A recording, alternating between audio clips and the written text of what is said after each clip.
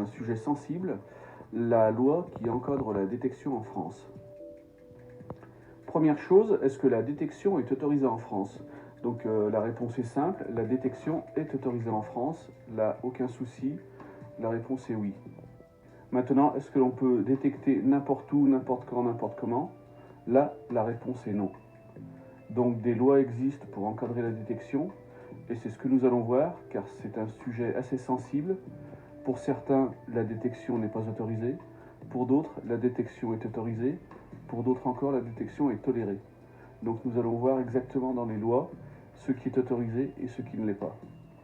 Un des premiers textes de loi qui fait jurisprudence, si je le reprends tel quel, il dit simplement « La loi précise que nul ne peut utiliser un matériel permettant la détection d'objets métalliques. » Certains s'arrêtent là et disent que, d'après ça, la détection est interdite. Mais si on va un peu plus loin, nul ne peut utiliser du matériel permettant la détection d'objets métalliques à effet de recherche de monuments et d'objets pouvant intéresser la préhistoire, l'histoire, l'art ou l'archéologie. Donc en gros, si vous détectez sans but de recherche historique ou archéologique, la détection est totalement légale. Par contre, si vous allez sur un site historique ou archéologique, là, vous êtes hors la loi. Et ce texte précise bien, nul ne peut utiliser du matériel pour une recherche sans avoir au préalable obtenu une autorisation administrative. Donc certains se disent la détection sans autorisation administrative est interdite. Là encore, c'est faux. La détection est totalement libre tant que, je le rappelle, elle n'intéresse ni l'art, ni la préhistoire, ni l'histoire. Par contre, si vous voulez détecter sur un site, là, vous devez au préalable obtenir une autorisation administrative qui, je vous rassure, ne sera jamais acceptée.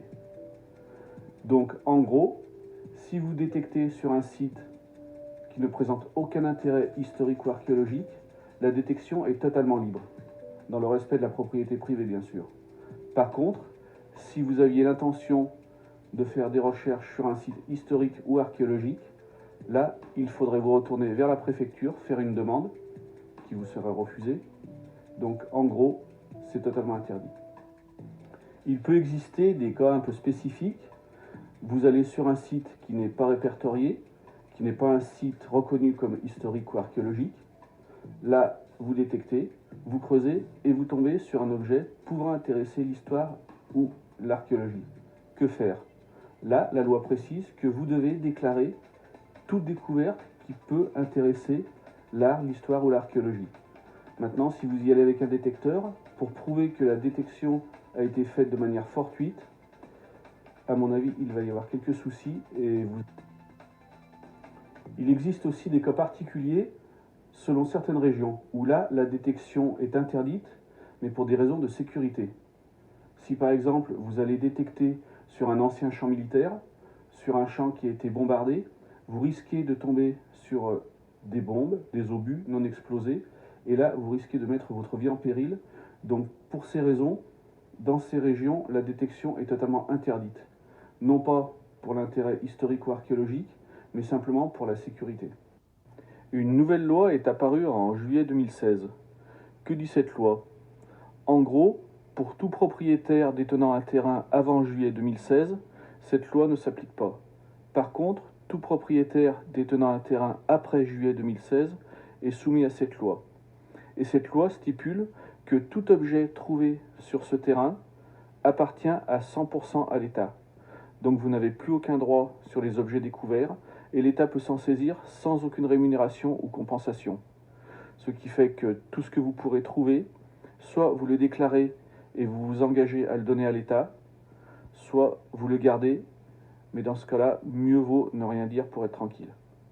Maintenant, vous venez à découvrir quelque chose d'intéressant, que vous avez découvert sur un terrain ne vous appartenant pas, en ayant bien sûr l'accord du propriétaire. Dans ce cas-là, que se passe-t-il? Il n'y a aucune loi spécifique qui indique ce que vous devez garder, ce qui vous appartient ou ce qui appartient au propriétaire. Donc dans ces cas-là, ce qui est judicieux de faire, c'est d'établir dès le départ, avant toute fouille, ce qui reviendra au propriétaire et ce qui vous reviendra en propre. Car en cas de conflit, Le propriétaire peut très bien dire que tout lui revient et que vous n'avez aucun droit sur ce que vous venez de découvrir. Maintenant, où détecter et comment détecter? Vous venez de vous acheter un détecteur, vous voulez l'essayer. Comment faire? Donc vous choisissez un terrain, vous allez dessus, vous commencez à détecter. Seulement là, vous êtes hors la loi. Il faut savoir qu'en France, aucun terrain n'est à l'abandon et n'appartient à personne. Soit le terrain est au domaine public, soit le terrain est du domaine privé, mais aucun terrain n'appartient à personne. Donc la première chose, demandez l'autorisation au propriétaire. Deuxième chose, bien établir avec le propriétaire ce qui se passe en cas de détection.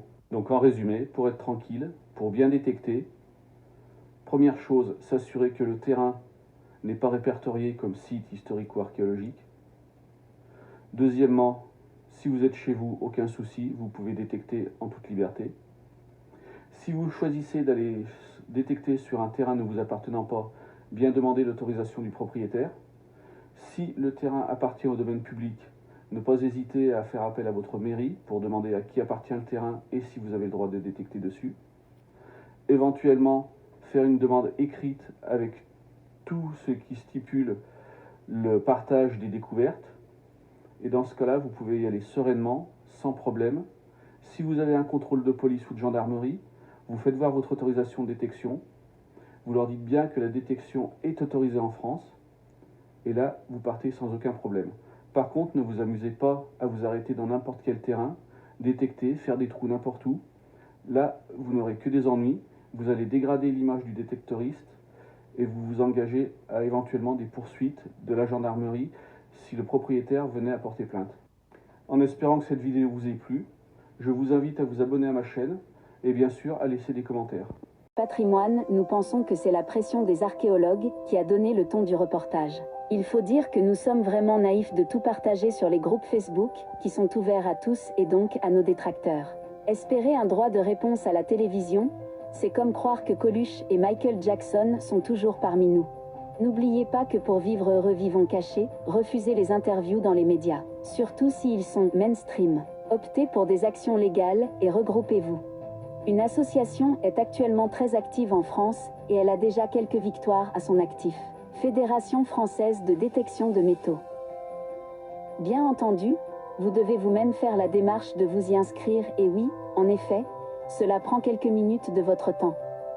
Nous pensons que toute l'énergie dépensée à poster de nombreuses photos et vidéos pour mettre l'accent sur le côté dépollution du hobby n'est pas vraiment utile. En effet, 364 jours de l'année, nous partageons de magnifiques trouvailles.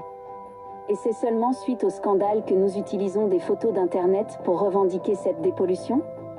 Utilisez plutôt le bouton partager pour aider cette association à toucher un maximum de prospecteurs français et regardons, avec leurs avocats, ce qui est réellement possible de faire. En Belgique, les archéologues sont très contents de la nouvelle collaboration et ils sont surpris de voir qu'une autorégulation est en cours parmi les prospecteurs. Les prospecteurs se mettent à faire la chasse aux pilleurs car ils défendent leurs autorisations. Les différentes institutions contactées se montrent très intéressées, étant de plus en plus souvent confrontées au détectorisme sauvage et à la destruction des sites archéologiques. Par ailleurs, ceci se justifie aussi dans la mesure où les personnes qui jouent le jeu sont assez dépitées de voir que certains passent outre sans vergogne. À ce sujet, on voit peu à peu naître une autorégulation au sein du milieu même, les légalistes dénonçant de plus en plus régulièrement les contrevenants. De ce point de vue aussi donc, la loi produit peu à peu ses effets.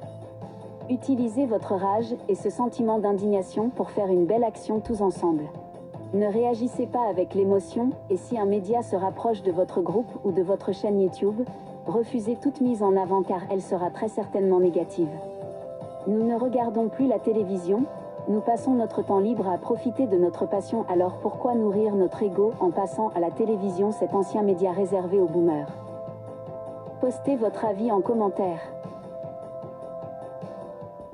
Un détecteur de métaux, une pelle et pas mal de patience, Marc et René de l'association Détection Land sillonnent les plages du département à la recherche d'objets métalliques. Et vous allez le voir, avec le bon matériel, on peut trouver jusqu'aux plus petites choses. Bon, là on a quelque chose, apparemment. Voilà. Donc après dans le sable, un petit clou pointu, qu'on va mettre dans la poche à déchets de l'association. C'est pas toujours la fortune alors. Non. Mais bon, on n'est pas là pour la fortune, nous. Hein. On est là pour se faire plaisir déjà. Et puis, éventuellement, surtout, même je pense, rendre service aux gens. Bonjour. Et oui, l'association n'est pas venue pour s'enrichir. Chaque été, elle se met à la disposition des personnes qui ont perdu des objets. Exemple, avec cette famille du Nord, une maladresse et le père laissait glisser dans le sable l'alliance de sa femme disparue, un objet d'une grande valeur sentimentale, finalement retrouvé par René devant une famille proche du désespoir. Je ne croyais plus y retrouver. Hein. J'y croyais plus. Hein. On avait cherché légèrement au-dessus du sable, mais sans trouver, quoi. De toute façon, quand il nous les a donnés, je l'embrassais tout de suite et on s'est tous mis à pleurer parce que c'était tellement, tellement fort, tellement beau. Enfin, c'était, voilà. C'est comme si elle était avec nous. C'est tout. 1976, la date de mariage. Ça a été des embrassades, ça a été voilà, des moments qu'on n'oubliera jamais. Ah, c'est certain, c'est certain. Pendant l'été, nos chercheurs n'ont pas un moment à eux. 5 minutes sur la plage, le téléphone sonne déjà. À tout de suite. Une alliance perdue. À mi-misant. Et c'est reparti. Centimètres carrés. Jérémy est en pleine opération de dépollution chez un agriculteur. L'occasion aussi de dénicher des pièces plus rares. 9 francs. 1945. Ça fait toujours plaisir et c'est en plus des monnaies que je n'étais pas né quand on les utilisait. Donc pour moi, je reviens dans le passé. Donc oui, c'est vraiment ces choses-là qu'on aime trouver. Depuis 1 mois et demi, il peut utiliser légalement son détecteur de métaux dans le département de la Somme. Une petite révolution pour lui. Ça fait plaisir puisque c'est ce qu'on recherche depuis plusieurs années. Ça nous évite de devoir faire plusieurs kilomètres pour aller faire ça légalement dans le département voisin. En France, la détection est très réglementée. Le Code du patrimoine interdit aux amateurs les recherches pouvant intéresser la préhistoire, l'histoire, l'art ou l'archéologie. En dehors de ces sites, la pratique est tolérée. Néanmoins, dans la Somme, alors que la prospection de loisirs était jusque-là proscrite à cause des anciens champs de bataille, elle vient d'être légalisée sur les terrains clôturés. Une clochette de vélo. Une avancée pour les passionnés, mais la mesure fait grincer des dents dans le milieu de l'archéologie. Le fait de prélever des objets comme ça de façon anarchique dans des terrains, dans des champs, tout ça, sans en connaître le contexte, nous on perd l'information en fait. On peut plus donner une histoire à l'objet. Et ce qui nous intéresse vraiment, c'est sa localisation précise, puisque sa positionnement dans le sol va nous indiquer aussi son ancienneté ou un recoupement avec d'autres structures par exemple. La plupart des prospecteurs réfutent cet argument. Pour eux, la détection ne peut être responsable des éventuels dommages. L'objet, lui, il se mange lui aussi les produits, les engrais des agriculteurs. L'objet est malmené par les engins agricoles, donc leur prétexte de contexte ne tient pas la route. La Fédération française de détecteurs de métaux vient également de déposer un recours devant le tribunal administratif d'Amiens. Elle souhaite que la pratique dans le département ne soit pas limitée au terrain clos, à l'image du reste du pays. Ce champ semble envahi par d'étranges créatures. Au sol, ce sont bien des hommes et des femmes qui avancent, guidés par un drôle de bruit. Un son aigu régulier qui résonne, c'est la présence sous terre d'un objet métallique, la quête ultime des détectoristes, avec plus ou moins de réussite. Une canette, un morceau de canette. Mais quelques mètres plus loin, pour Franck, la chance tourne. J'ai trouvé un jeton là-bas. Des jetons enfouis par les organisateurs de cette chasse un peu particulière.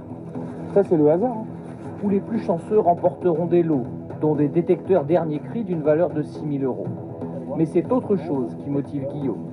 C'est l'adrénaline, un peu comme si on jouait au loto. Une passion interrompue quelques minutes plus tard par la gendarmerie. Voilà, je vous laisse avec madame, je crois que vous voulez... Oui, bonjour. Des forces de l'ordre missionnées par cet homme ici à gauche, conservateur régional de l'archéologie, et qui ne souhaite pas notre présence. Ah, il est gêné. L'homme ne souhaite pas non plus répondre à nos questions. Sandra, l'une des organisatrices, ne décolère pas. Son problème à lui, il est contre la détection, complètement. Pour lui, c'est tous des pillards. Je trouve que c'est un peu débile, là, cette chasse aux sorcières, c'est nul, quoi. Aujourd'hui, c'est un bras de fer permanent qui oppose les détectoristes à certains archéologues. L'enjeu, le sous-sol français, qui, selon plusieurs spécialistes, compterait une multitude de sites archéologiques encore enfouis. Jean-David Desforges est archéologue et président de l'association Altopillage. Ce matin, il a rendez-vous à Vouillers, dans la Vienne, avec Gérard Pironneau, défenseur du patrimoine local. Bonjour, comment ça va? Bon, c'est ici les problèmes avec le détectoriste. Vouillers est une commune qui recèle d'importants vestiges archéologiques et qui, en 507 après Jésus-Christ, fut le théâtre d'une célèbre bataille entre Clovis et les Visigoths.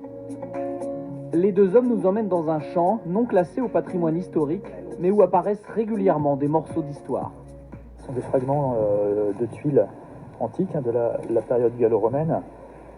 Un site riche en objets historiques divers qui attire, comme en mars dernier, certains amateurs de découvertes. J'ai surpris un détectoriste que je voyais de loin. J'ai pu, à moyenne distance, prendre des photos et le voir évoluer à la fois dans le champ, puis s'accroupir pour ramasser des choses. C'est un pilleur, voilà. Et pour notre archéologue, ces initiatives personnelles ont des conséquences historiques. Ce sont des objets patrimoniaux aussi, donc ça nous appartient à tous. Avec ce geste de retrait, ces creusements de détectoristes, on a arraché des pages du livre de l'histoire de Vouillers. C'est ça le pillage. C'est quelqu'un qui prend, qui se sert et qui nous prive. Une enquête a été ouverte et le détectoriste qui a été identifié doit être convoqué pour être entendu par la gendarmerie. Chaque année, 520 000 objets seraient pillés en France. Des vols qui seraient le fait d'une petite partie des détectoristes qui les revendraient par la suite sur Internet. Mais aujourd'hui, la justice ne semble pas faire de distinction. Vers Coiran, dans le sud de la Drôme, Grégory Henrich, 40 ans, est un passionné de détection depuis son adolescence. Et tout ce qu'il ramasse se retrouve dans ces petites boîtes. On va trouver des morceaux de plomb, extrêmement répandus dans les champs, des boutons, des boucles de chaussures. Bon, là, c'est un morceau, mais ça reste quand même un morceau de boucle. Et ce qui m'intéresse, en fait, c'est pas de trouver un objet archéologique ou un objet qui soit magnifique. Ce que je veux, c'est trouver un objet qui ait une histoire à me raconter. Très connu dans cette communauté, il se met en scène librement dans des vidéos. Salut les potes, c'est la 50e sortie de cette chaîne. Détecteur à la main, comme ici en pleine montagne, dans un site non classé, où il fait une découverte inattendue. Waouh, mais non, mais tu le croiras jamais. Moi, je pensais que c'était un truc de randonneur. Regarde, c'est une petite pièce médiévale, elle est magnifique. Même s'il a déclaré cette découverte en mairie comme l'y oblige la loi, Grégory est accusé d'avoir illégalement utilisé un détecteur de métaux à la recherche d'objets archéologiques. Lui se défend. Si je faisais du pillage, déjà, je serais pas malin, parce que j'ai mon nom, mon prénom, c'est ma véritable identité qu'il y a sur Internet. J'apparais à visage découvert dans mes vidéos. On voit clairement l'endroit dans lequel je détecte. À un moment, si j'étais un pilleur, dans ma position, connaissant la législation, connaissant les risques, je m'exposerais pas. Son audience est fixée en mai 2022. Grégory risque 7 500 € d'amende. Mais ce jour-là, il entend bien poser quelques questions au tribunal. On aimerait un petit peu plus de précision sur certains points, comme qu'est-ce qu'on peut considérer comme étant un objet archéologique, à quel moment on franchit la limite en fait.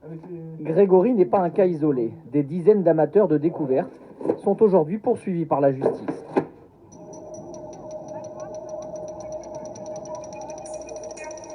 À Lyon, maître Laurent Guine s'est spécialisé dans la défense des détectoristes. L'été dernier, il a même déposé une requête auprès du Conseil constitutionnel pour faire évoluer la législation. Tout le combat des prospecteurs aujourd'hui, c'est de demander aux législateurs de distinguer, c'est-à-dire le prospecteur de loisirs du pilleur, de celui qui est là uniquement pour s'enrichir. Sa demande a été rejetée. Si en France, la guerre fait rage entre archéologues et détectoristes, dans de nombreux pays européens, les deux parties collaborent. Ainsi, au Danemark, début septembre, un détectoriste a permis de découvrir l'un des plus grands trésors pré-vikings, sans être inquiété par la justice.